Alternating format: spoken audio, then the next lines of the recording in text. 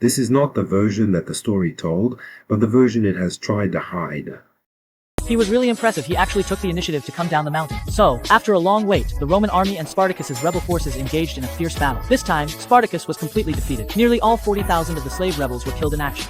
Among the piles of corpses, Spartacus's body was never found. In addition, 6,000 captured rebels were subjected to the harshest punishment. They were crucified, denied food and water, and left to suffer in agony as they awaited death. According to Crassus's orders, these crosses lined both sides of the Appian Way, stretching all the way from Capua to Rome. It took Crassus 6 months to finally suppress the Spartacus slave uprising. 2 months later, Pompey also returned in triumph from Spain. During his lifetime, Sulla had established a rule to prevent the rise of another military dictator like himself. After completing their military missions, commanders were required to disband their legions. However, instead of disbanding their armies, Pompey and Crassus brought their legions to camp just outside Rome. Pompey demanded that the Senate allocate land to the soldiers who had fought for him in Spain, hold a triumph in his honor, and elect him as consul for the following year, 70 BC. He completely disregarded all the rules that Sulla had previously established. According to the system established by Sulla's reforms, anyone wishing to run for consul had to have served 1 year as quaestor, have 8 years of experience as a senator, have served 1 year as praetor, and have spent 2 years as a provincial governor before being eligible to stand for consul.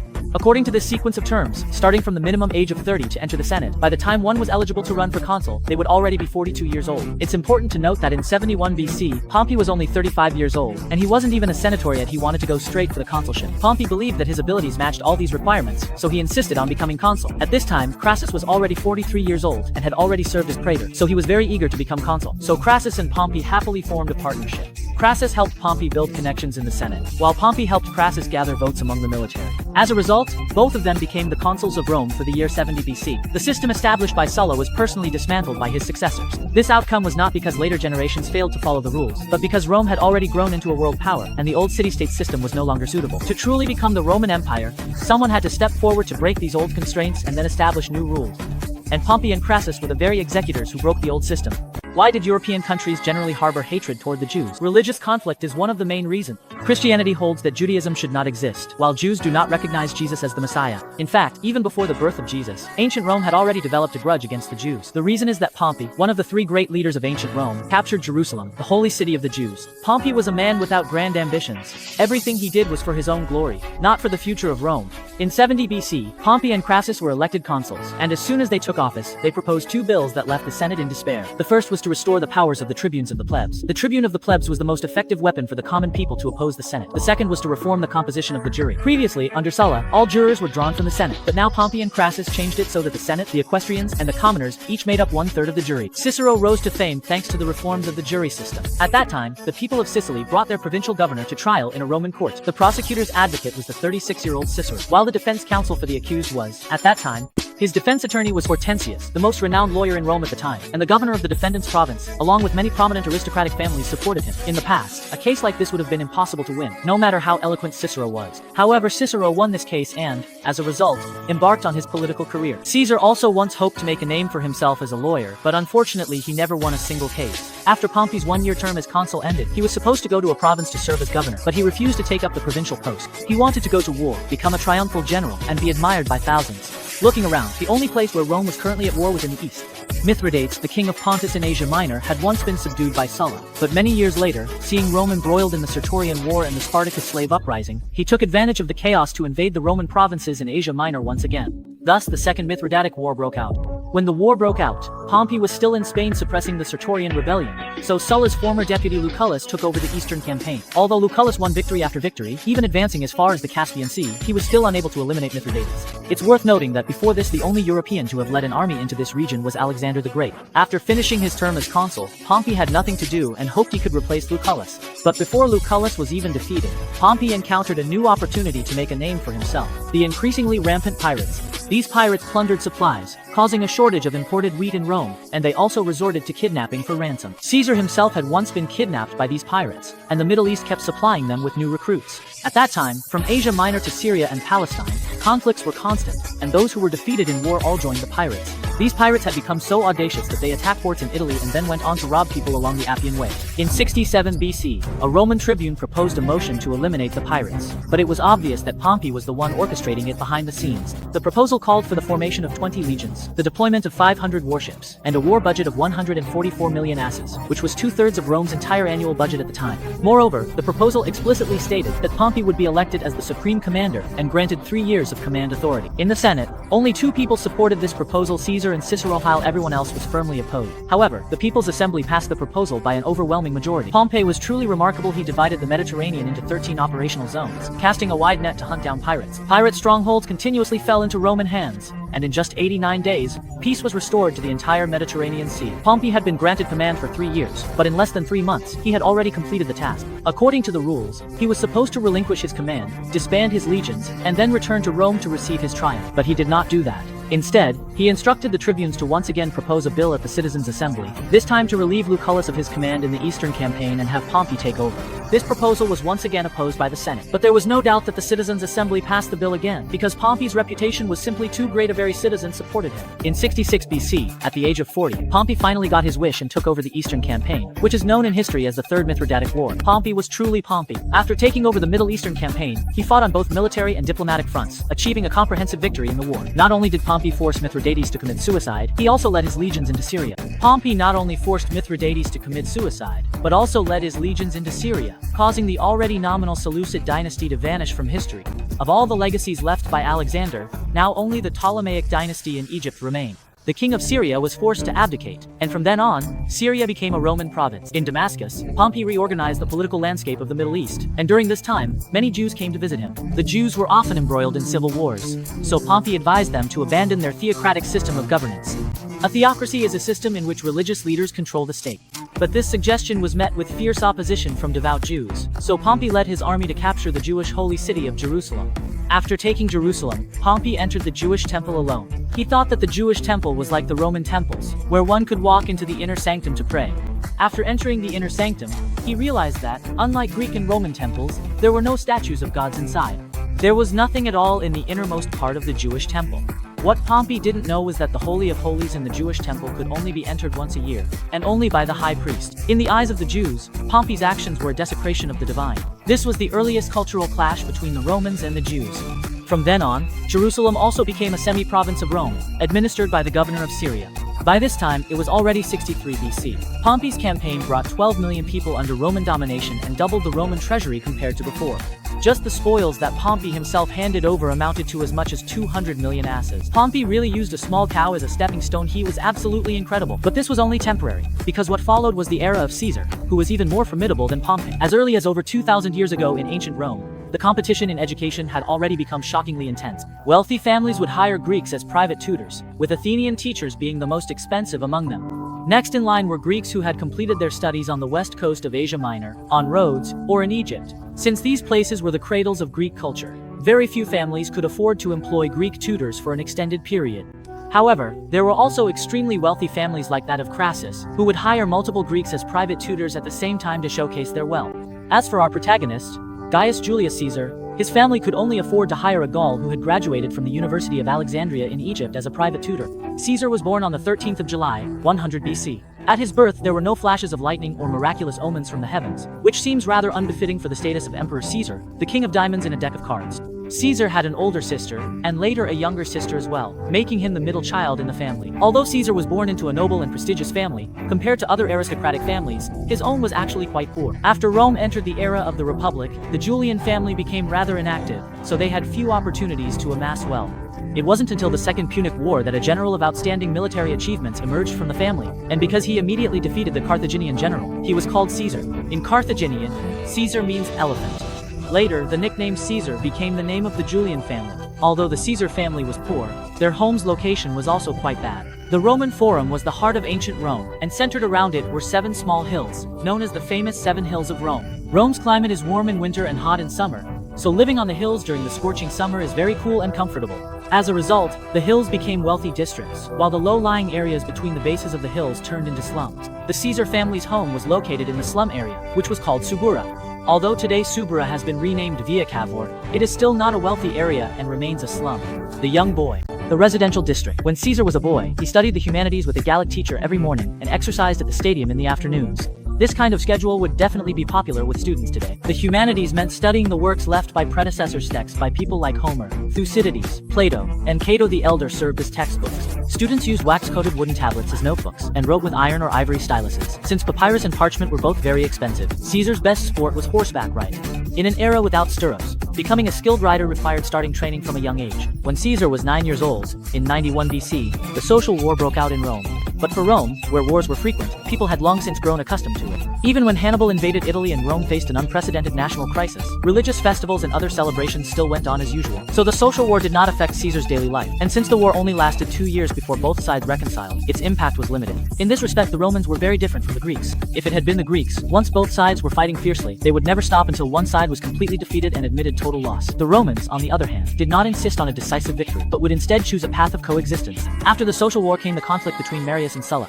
Marius was Caesar's uncle by marriage. When Caesar was 13, he personally witnessed his uncle kill his two paternal uncles, which had a profound impact on him. When Caesar was 16, his father passed away. Because his father was not well known, his death went completely unnoticed by the public. Romans greatly admired remarried women who had already borne children, but Caesar's mother never mentioned remarriage at all. She devoted herself solely to raising her child. Caesar married at an early age, before he even turned 17, because his father-in-law Cinna had compelling reason. At the time, Cinna was eager to marry off his daughter to the underage Caesar in order to secure his own position. Because Caesar's two uncles held high positions in the Senate but were killed by Marius, the leader of the Populares, and since Caesar himself also belonged to the Populares, Cinna married his daughter to Caesar. This way, he could both curry favor with a faction of the Senate and win the goodwill of the common people, a strategy that achieved two goals at once. Caesar's first marriage was undoubtedly a political alliance. Before this, Caesar's father had already arranged a marriage for him. The bride was from the equestrian class, whose social status was not as high as Caesar's family, but she belonged to one of the wealthiest and most prominent families in Rome.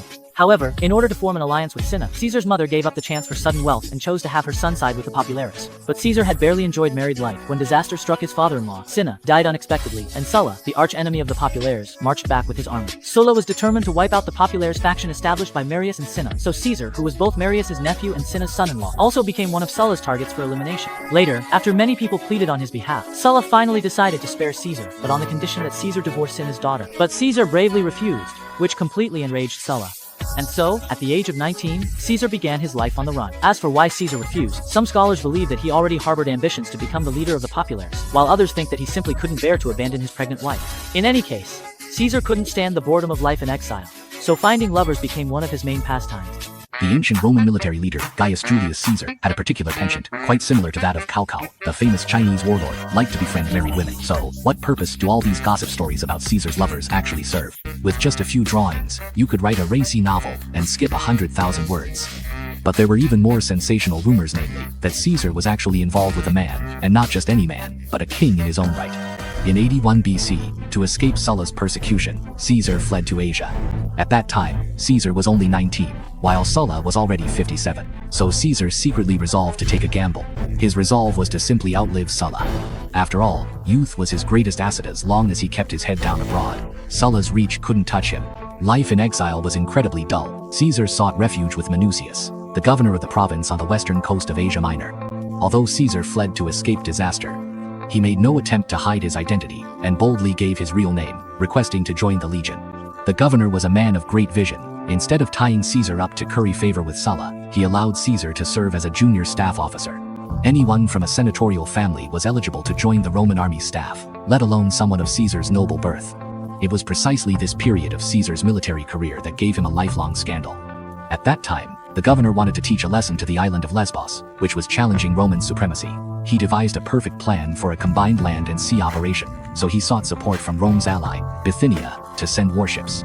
These so-called allies were actually just Rome's underlings. Rome had an obligation to protect its little brothers, but when the big brother ran into trouble, the little brothers had to help out too. Therefore, going to Bithynia to request warship support was not a particularly difficult task. The governor sent the 19-year-old Caesar as an envoy, and sure enough, Caesar lived up to expectations by disgracing his mission. After arriving in Bithynia, he became completely captivated by the rigid customs of the East and couldn't extricate himself. Caesar had never experienced the luxurious lifestyle of Eastern monarchs, and he spent his days mingling among the king's male favorites. There were even rumors about him and the king sharing a bed. Romans were different from Greeks. Greeks believed that true love was between men, while Romans disapproved of same-sex relationships among friends. As a result, this scandal followed Caesar throughout his life. Whether the rumors were true or not is impossible to verify, but given Caesar's personality, it was entirely possible. After having his fill of the king's affection, Caesar finally returned with his fleet to the governor, who had been eagerly awaiting him, stretching his neck like a giraffe in anticipation. The siege of Lesbos was the first battle Caesar ever participated in. It's unclear how many enemies Caesar killed, but what is certain is that he wasn't hiding out in the staff headquarters, because he was awarded the civic crown, a wreath made of oak leaves. This was considered the second highest honor in the Roman legions, and could only be earned by a soldier who risked his own life to save a comrade. After the siege of Lesbos, Caesar quickly grew tired of his administrative job, so he requested a transfer. At the age of 22, Caesar was reassigned to the southern coast of Asia Minor, in the region of Cilicia, where pirates were rampant. However, before Caesar even had a chance to confront the pirates, he received news that Sulla had died. Caesar hadn't expected to outlast Sulla so soon, and he considered this entirely his own achievement. So he rushed back to Rome as if his seat were on fire. But what could he really do after returning? At that time, the Romans admired Crassus and Pompey. The only ones who cared about Caesar's return were his mother Aurelia, his wife Cornelia, and his daughter Julia, whom he had never met since her birth. Caesar's mother had chosen for him to side with the populares, but by now, Sulla had already eradicated the populares in Rome, so when Caesar returned to Rome, he was left with nothing to do. As a result, Caesar spent his energy making friends with other people's wives, and even opened a law firm as a cover. Caesar took on a few lawsuits, but he lost all of them. Both ancient Rome and ancient Greece placed great importance on the art of public speaking, which is what we often refer to as the art of eloquence. In China, Confucian scholars could defeat thousands of troops with nothing but their eloquence. In ancient Rome, while being a skilled orator couldn't defeat armies, it could win the votes of the masses. Cicero, who lived during the same period, became famous by defending people as a lawyer, but Caesar didn't have that kind of talent. His law firm closed down not long after it opened. Even more unfortunate, not only did Caesar lose his cases, but he also managed to offend Rome's powerful elites because of it. This inevitably reminded people that Caesar was once a fugitive hunted by Sulla during his lifetime. Realizing that Sulla's faction was paying attention to him again, Caesar decided to leave the country and lay low for a while. This time, Caesar planned to go to Rhodes to attend university and further his studies. At this point, Caesar was already 24 years old. It was only because of his good attitude that he didn't bother to compare himself with the other ambitious figures of his era. You have to know, Pompey was only 6 years older than Caesar, but by the age of 23, Pompey was already the commander of 3 Roman legions, and by 25, he had already celebrated a Roman triumph, the highest honor in Rome. Just as Caesar was heading off to university, the 30-year-old Pompey became the supreme commander once again, and at that moment was leading 4 Roman legions on a grand expedition to Spain. Fortunately, Caesar was naturally optimistic. As the saying goes, optimistic people rarely have bad luck, so, on his way to study, Caesar was captured by pirates. As another saying goes, heroes have always emerged from among the young. Alexander had already begun his conquest of Asia at the age of 21. Pompey was already the commander of 3 Roman legions at 23, while Caesar only started university at 24. Clearly, the saying heroes have always emerged from among the young did not apply to Caesar. For him, only phrases like down on his luck, reduced to ashes and dust, and late bloomer were fitting. Caesar went to study at university on the island of Rhodes. At that time, pirates were rampant near Rhodes, and as fate would have it, Caesar and his companions were captured by pirates. These pirates had set prices for ransoms, and Caesar's ransom was set at 20 talents. This place belongs to the Greek economic circle, and talent is also the currency in circulation in Greece. 20 talents was equivalent to 300,000 denarii, the circulating currency of Rome, which was the total annual income of 300 soldiers. When Caesar heard this amount, he felt insulted and proactively demanded that the ransom be raised to 50 talents. He then sent his attendants to raise the money. So why did Caesar do this? Dear viewers, please share your thoughts. It is said that this incident first appeared in the works of the ancient Roman historian Titus Livius, in History of Rome, and in a letter Caesar wrote to a friend. While waiting for the ransom, Caesar got along very well with the pirates, and they participated in recreational activities together. Caesar even invited the pirates to listen to poems he had written. If anyone did not listen attentively, Caesar would reprimand them. When Caesar was displeased, he would even threaten the pirates, saying that sooner or later he would cut off their heads. But the pirates, eager to get their 50 talents, just thought Caesar was joking. Because he was abroad and his ATM Crassus was not by his side, Caesar's attendants took a full 38 days to borrow the 50 talents at high interest. In fact, this amount of money was just a drop in the bucket compared to Caesar's loan. Of course, Caesar also didn't have to worry about his attendants running away, because in ancient Rome, families would have their slaves' children study together with their own children, and the more respectable the family, the more likely they were to do this. Because men from prominent families like Caesar were destined to hold public office once they came of age, they needed a capable and trustworthy secretary, and slaves who grew up with their young masters, sharing both hardships and joys, were the perfect choice. As soon as Caesar gained his freedom, he went to the nearby city of Miletus. He borrowed ships, gathered men, and led an army to attack the pirates. As a result, all of the pirates were captured. Not only did Caesar recover his 50 talents, he also seized countless treasures from the pirates. Caesar reported the matter to the provincial governor of Asia Minor, but the governor was only interested in the treasures Caesar had seized. As for how to deal with the pirates, the governor said, that was the victor's right. So Caesar showed no mercy, and had all the pirates hanged. The pirates finally realized that when Caesar had said he would one day cut off their heads, he hadn't been joking. It was only later, with Pompey's intervention, that the problem of pirates in the Mediterranean was completely resolved. After experiencing the pirate incident, Caesar was finally able to begin his student life on the island of Rhodes. Because Rhodes was located on an important sea route, it had always been prosperous, both in the Greek era and during Roman times. Cicero, who was always at odds with Caesar, also studied here. Later, Brutus, who would go on to assassinate Caesar, also studied here. But Caesar was different from them. He didn't come here to focus on his studies, but rather to keep a low profile and avoid trouble. During his stay on Rhodes, Caesar spent more of his time enjoying the local customs and scenery. Among them, the Laocoon statue, one of the treasures of the Vatican museums, is a masterpiece from this era that Rhodes has left to the world.